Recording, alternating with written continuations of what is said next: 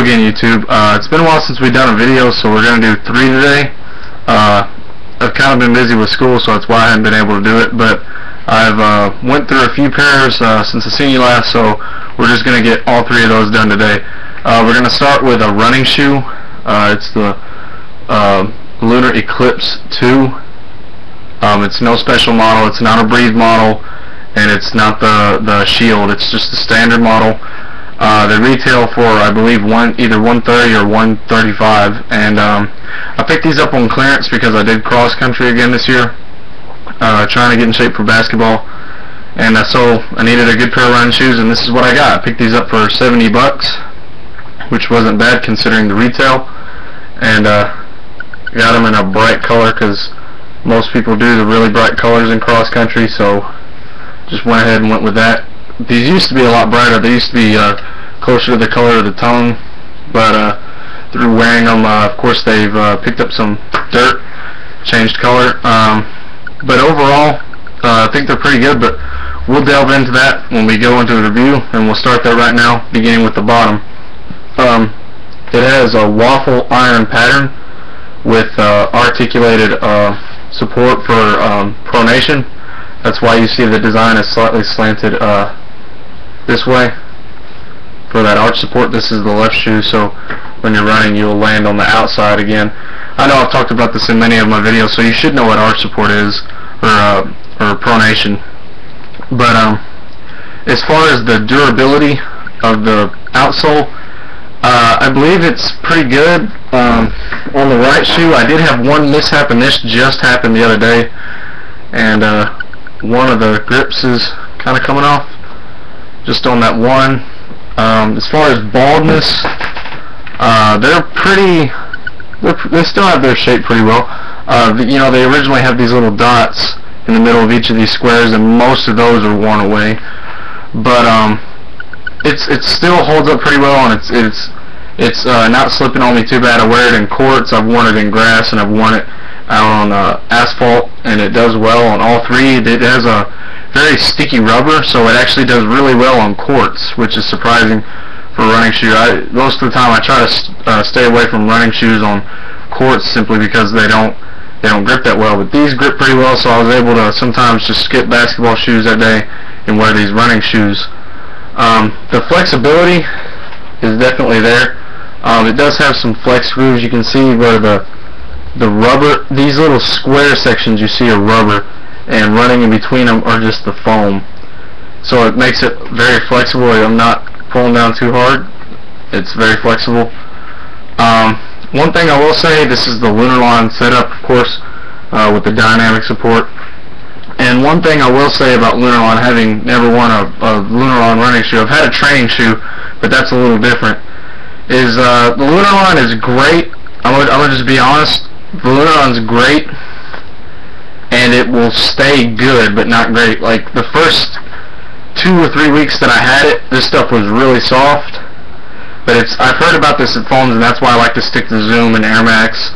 Is foams eventually are going to lose their bounciness, they're going to lose their responsiveness, and that happened with this. This used to be a lot softer, and it kind of firmed up, and it doesn't want to give as much as it did, and since it doesn't give, it doesn't bounce back as much either. It's just feels kind of firm. It's soft, but it's not bouncy. It's soft but not bouncy.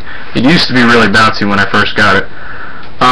But as far as comfort though, it's still great. It's still one of my favorite shoes, most comfortable shoes. On the inside for comfort, you have, I believe this is an Ortholite midsole. It's a fit sole insert, and it takes the shape of your foot. You can see where it's taking the shape of mine. What's different about it is it has this blue section on the bottom, which is different from the free run model, and it's stiff. It's a little bit, you can see where the black is a little bit more flexible, and you can see where the blue is actually offering some stiffness.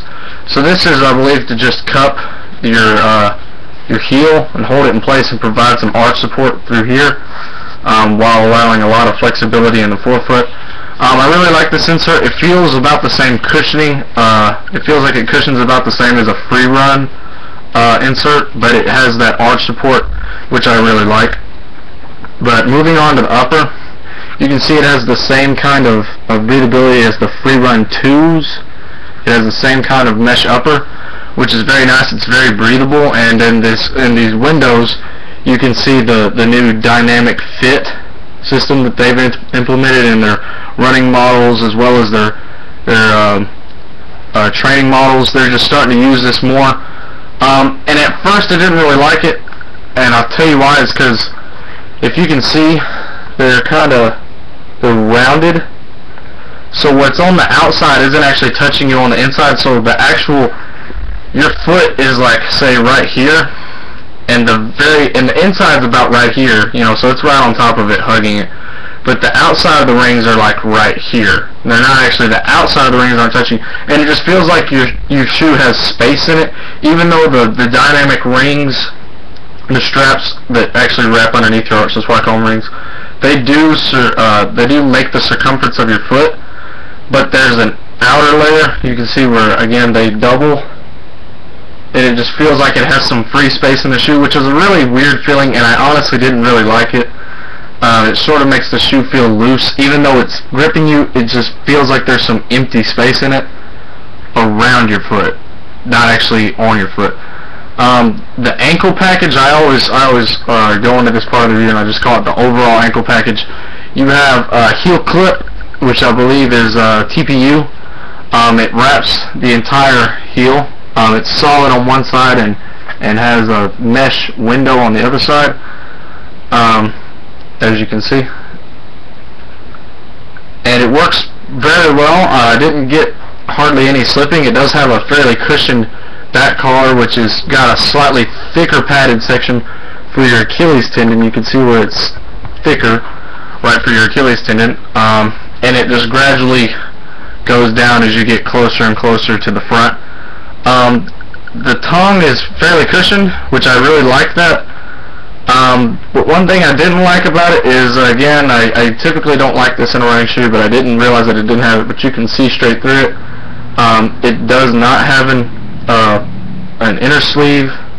The tongue is not connected to the floor, which isn't really a problem. It doesn't affect performance at all, but it adds the sleekness. It adds to sleekness and comfort, and just form-fittingness, makes the shoe fit more like a sock. The shoe does have very good fit. Again, besides that awkward feeling that you get from these straps having that extra space, it is a great fit. Besides that, the tongue itself, a lot like the rest of the shoe, is very breathable. This shoe, it's not even a breathed model, but the tongue is very breathable.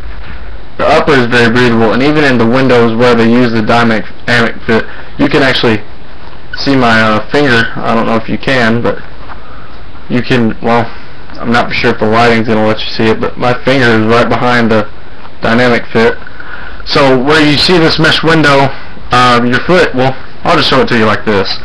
You can see the dynamic fit on the inside.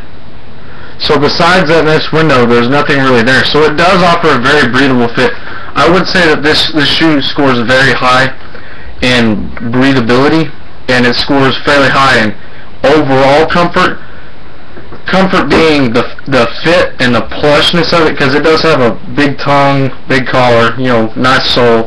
It is a very comfortable shoe overall, but the cushioning on it doesn't stay the same as when you get it out of the box. You may get it out of the box, and I was excited. I was honestly very excited because it was very nice, but it didn't stay that way, which did disappoint me a little bit, in all honesty. In the front, to protect your toe, it does have a TPU toe clip just running across the front. It's a hard plastic, so a little bit of toe protection there. So as far as supporting you and offering you protection, again, it has this heel clip and a toe clip. The dynamic fit system does offer a very personalized fit, and the toe is very flexible. This is what I like. I like arch, lockdown, and a lot of movement in the toes. And that's actually really what this shoe does. I like it a lot better than I do the free models, just because it offers a lot more cushioning. The laces, I don't like them too much because they're really thin. They look wide right now, but when you lace them up, they get all tangled up, and they end up, when you pull them through the holes, they'll end up being about this wide. They'll just really thin out from being pulled, which was, that's kind of expected unless you have those round thick laces or flat thick laces, Kevlar laces. It does have a strip of 3M right here, as well as the swooshes on either side are also 3M, and you have a little clip on the toe. This gray clip along the bottom is 3M. That's about all I can say for it. Again, the highlights of this shoe are going to be the overall fit and comfort and the breathability, but other aspects like durability, I wouldn't say it was the best, simply because, you know, that one thing on the bottom came up a little bit, and I almost feel like I'm going to classify the diminishing of the cushioning as a durability problem, because the durability is how well it retains its performance and its shape, and it lost its performance in cushioning. So that I would classify that as durability. So in that sense, it wasn't that great. But another little key feature while we're talking about it for cushioning, which does help a little bit, is they did cut out the middle, and if you can see, it is seeped in a little bit. It just allows your foot to press in a little further. There's not really any more details about the shoe. If you do have any questions, feel free to leave them below, and I will try to get back to you. A lot of people want to ask me to buy my shoes. I don't really sell my shoes, folks. I just don't really do that. I don't give them away either, because financially I just really can't do that. So they're not huge on YouTube yet.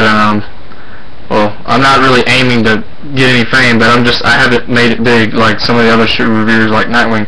Oh, and also, while we're on that topic, if you are interested in looking at basketball shoes as well as some other shoes, basketball products, anything like that, a great channel you need to check out is Nightwing2303, as well as his website, which is nightwing2303.com. He does great reviews, and he does them often, and he gets a lot of the latest stuff. So if you want to stay up to date and get some good reviews, go check out his channel. It's really good. I always check it out, and in fact, I've based a lot of my purchases off of his channel. So anyways, check that out, guys, and thank you for watching. I hope you enjoyed it, and if you do have any questions, remember, leave it below. But that's all I have for you for right now. I'll get to this next review.